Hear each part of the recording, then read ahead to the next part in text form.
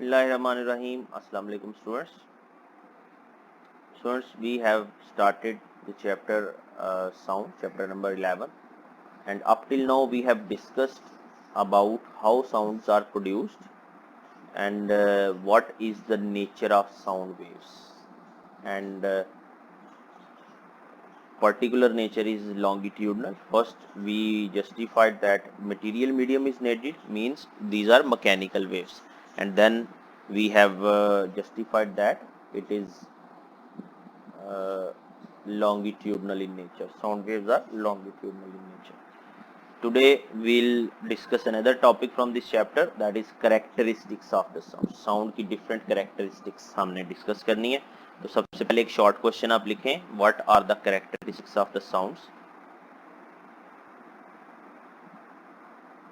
That the sounds of the different objects can be distinguished on the basis of different characteristics.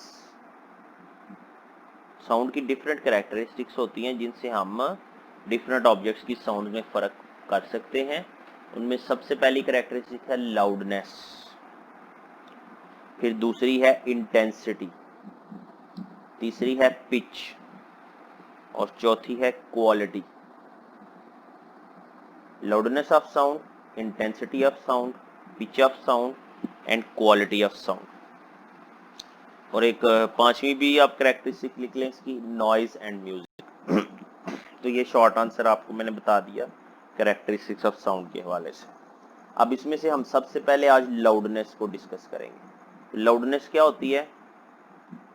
Loudness sound की ऐसी characteristic है जिसकी मदद से हम हल्की और भारी आवाज में फर्क कर सकते हैं.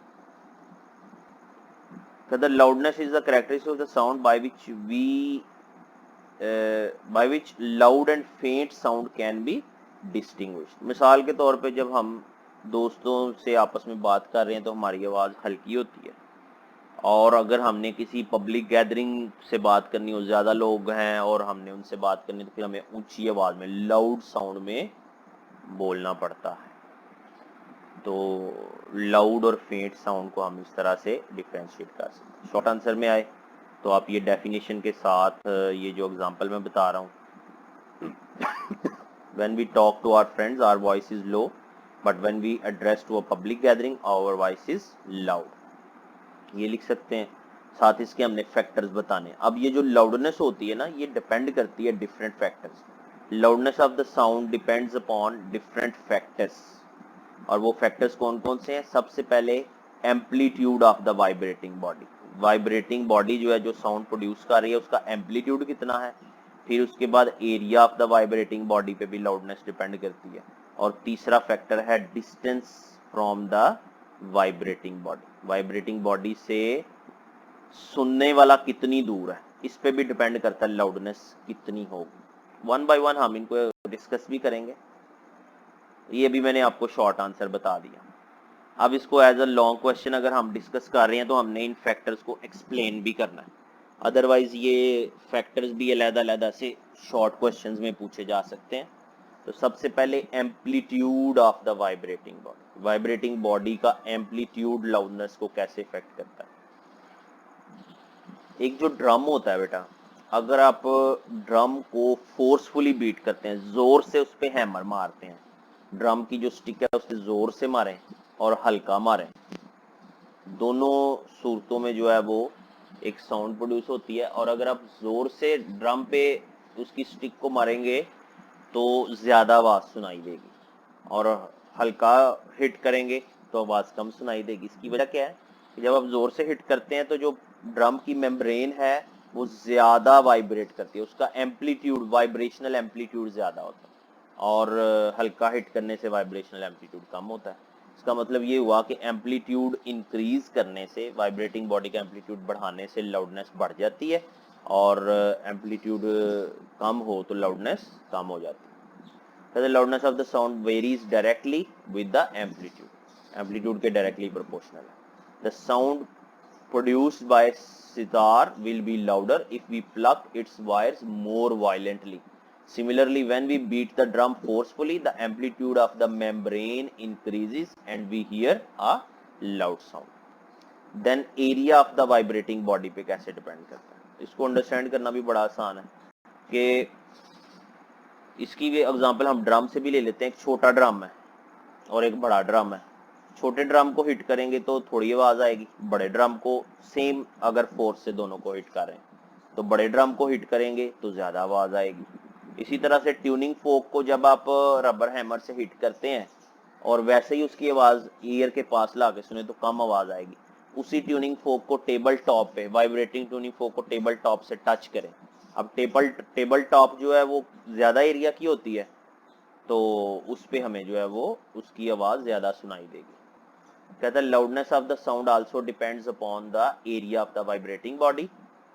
For example, sound produced by larger drum is louder than the smaller one because of its large vibrating area. If we strike the tuning fork on the rubber pad, a feeble sound will be heard, but if the vibrating tuning fork is placed vertically on the surface of the bench, we will hear a louder sound. From this we can conclude that loudness increases with the increase of area of the vibrating body and vice versa. जैसे जैसे area बढ़ता जाएगा loudness increase होती जाएगी।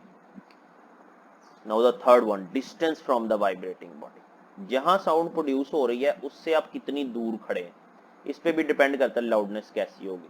बिल्कुल ऐसे ही कि जैसे स्कूल में असेंबली होती है ना, तो अगर बगैर स्पीकर के असेंबली हो रही है तो वो बच्चे जो स्टेज के बिल्कुल पास खड़े हैं उनको तो आवाज सुनाई देगी, उनके लिए लाउडनेस ज्यादा होगी। और वो बच्चे जो लाइन में पीछे खड़े हैं उनको वो आवाज अक्सर वहां तक नहीं पहुंचती या कम पहुंचती है। उसकी वजह क्या होती है कि उनका उस वाइब्रेटिंग बॉडी, उस सोर्स से जहां से साउंड प्रोड्यूस हो रही है वहां से उनका डिस्टेंस बढ़ गया। तो जितना डिस्टेंस इंक्रीज हो जाएगा उतनी लाउडनेस जो है वो डिक्रीज कर जाएगी। Loudness of the sound also depends upon the distance of the vibrating body from the listener. It is caused by the decrease in the amplitude due to the increase in distance. जैसे जैसे distance बढ़ता जाता है vibrational amplitude कम होता जाता है, तो इस वजह से फिर हमें कम सुनाई देती है आवाज।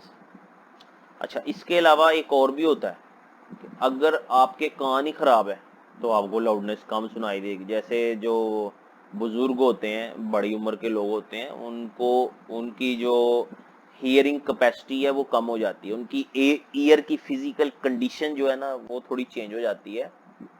तो उस वजह से उनको आवाज कभी कभी करीब होते हुए भी कम सुनाई देती है। तो इसलिए लाउडनेस जो है वो physical condition of the year पे भी डिपेंड करती है।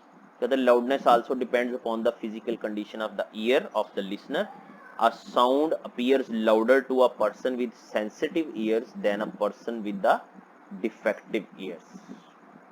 ये भी लाइन आप इसमें एंड पे लिख लीजिएगा कि लाउडनेस जो है वो फिजिकल कंडीशन पे भी डिपेंड करती है। तो ये बेटा एक लॉन्ग क्वेश्चन के तौर पे भी हमने डिस्कस कर लिया और 4 ये डिफरेंट शॉर्ट क्वेश्चन भी हमने डिस्कस कर लिए। आपने इसको याद भी करना है और शॉर्ट क्वेश्चन के तौर पे ये चारों लिखने भी हैं। इंशाल्लाह नेक्स्ट लेक्चर में हम नेक्स्ट टॉपिक को डिस्कस करेंगे। तब तक के लिए अल्लाह हाफिज।